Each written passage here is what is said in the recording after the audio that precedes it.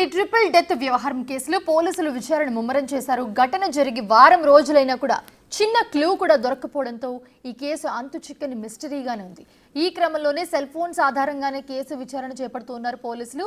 SI Sai Kumar iPhone data విశ్లేషణ కోసం హైదరాబాద్కు పంపించినట్లుగా తెలుస్తోంది. అలాగే ప్రత్యక్ష సాక్షులు లేకపోవడంతో విచారణ ఆలస్యం అవుతుందని చెప్తూ ఉన్నారు.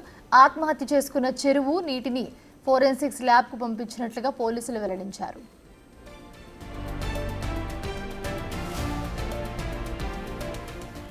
కేసు దర్యాప్తంతా ఊహాగానాల మీదనే నడుస్తోంది. దీంతో ఎస్ఐ, కానిస్టేబుల్, ఆపరేటర్ మృతిపై ఇంకా మరెన్నో అనుమానాలు తలెత్తుతూ ఉన్నాయి. అయితే ముందుగా ఒకరు చెరువులో దూకితే మరో ఇద్దరు కాపాడేందుకు వెళ్లి చనిపోయారని అనుమానం వ్యక్తం చేస్తున్న పరిస్థితి. అయితే ఈ కేసు దర్యాప్తులో ఫోరెన్సిక్స్ రిపోర్టే కీలకంగా మారనుంది.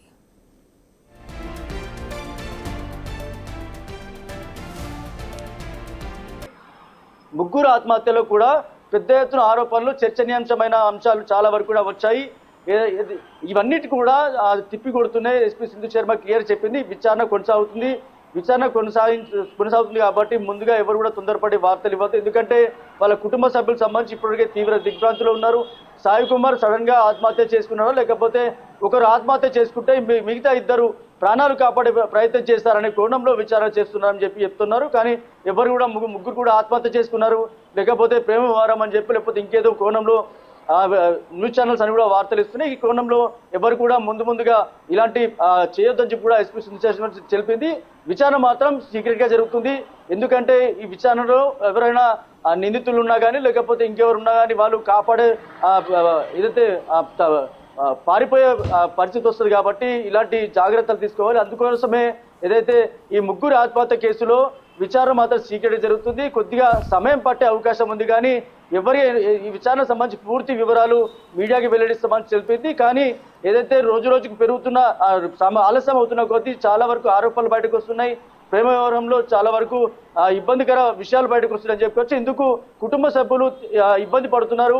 అందువల్ల మీరు తొందరపడి ఏ వార్తలు కూడా ఇవ్వద్దని చెప్పింది. ఇప్పటివరకు కేసులో మాత్రం చాలా విషయాలు తెలియాల్సి ఉంది.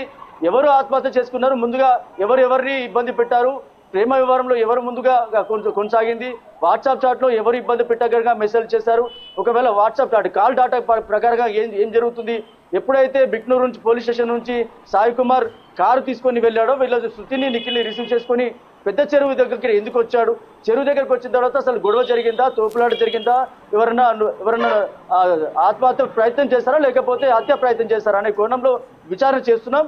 ఎవరు కూడా ముందు తొందరపడి వార్తలు ఇవ్వద్దని క్లియర్గా అల్టిమేట్ జారీ చేస్తుంది. అందుకోసం సీక్రెట్గా విచారణ జరుగుతుంది. విచారణ చేసేంత వరకు కూడా మీడియా కానీ అలాగే సోషల్ మీడియా కానీ ఇక్కడ కూడా వార్తలు కూడా కొద్దిగా కాపాడాలని చెప్పి కూడా చెప్తున్నారు అందరికీ కూడా. ఎందుకంటే జరిగిన ఇష్యూ కూడా రాష్ట్ర వ్యాప్తంగా కలకలం రేపింది కాబట్టి ఇది సీరియస్గా తీసుకోవాల్సిన విషయం. ఏదైతే ఈ విచారణలో కుటుంబ సభ్యులతో పాటు అందరి వివరాలు సేకరించాం. దాంతోపాటు విచారణ మాత్రం సీక్రెట్ జరుగుతుంది. ఒక్క సాయి కుమార్ ఫోన్ మాత్రం ఒకవేళ డాటా కనుక బయటకు వస్తే ఈ కేసుకి కంక్లూజన్ వచ్చే అవకాశం ఉంది కూడా సింధు శర్మ చెప్పిన పరిస్థితి. రాజేష్, అసలు కుటుంబ సభ్యుల వర్షన్ ఎలా ఉంది? వాళ్ళు ఏమన్నా మాట్లాడుతున్నారా దీనికి సంబంధించి? ఎందుకంటే శృతికి సంబంధించి కానీ లేకపోతే ఆపరేటర్ సంబంధించి కానీ వీళ్ళందరూ కూడా పెళ్ళయి పిల్లలు ఉన్న వాళ్ళు. సో వాళ్ళకి ఏమన్నా దీని గురించి ఐడియా ఉందా? వీళ్ళ మధ్య ఏం జరుగుతుంది ఏంటి అనేది?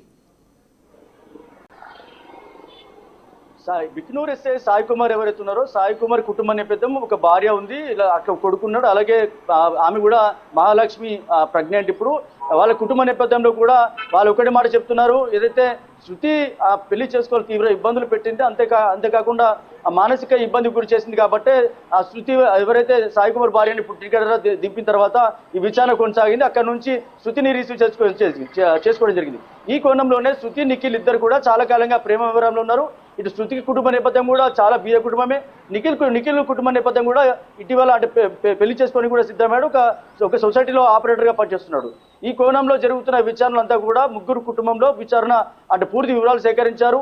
కుటుంబ సభ్యుల్లో ఈ విషయాలన్నీ తెలుసు కాబట్టి వీళ్ళందరూ కూడా ఏదైతే పోలీసులు విచారణ చేస్తున్న క్రమంలో వాళ్ళందరూ కూడా వివరాలు సేకరించారు. కుటుంబ నేపథ్యంలో అటు శృతికి కావచ్చు, ఇటు నిఖిల్ కావచ్చు, అలాగే సాయి కుమార్ కావచ్చు, ముగ్గురి కుటుంబం సంబంధించిన వాళ్ళందరి వివరాలు తీసుకున్నారు. ప్రస్తుతానికైతే విచారణ కొనసాగుతుంది. మొత్తం అందరూ కూడా కుటుంబం అంతా కూడా తీవ్ర దిగ్భ్రాంతిలో ఉంది. ఇంకా విచారణ కొనసాగుతుంది. ఎందుకు లేట్ అవుతుంది, కారణాలు ఎక్కడ ఉన్నాయి, అసలు ఏం జరిగింది అనేది వివరాలు అయితే చెప్పాల్సిన అవసరం ఎస్పీ సింధు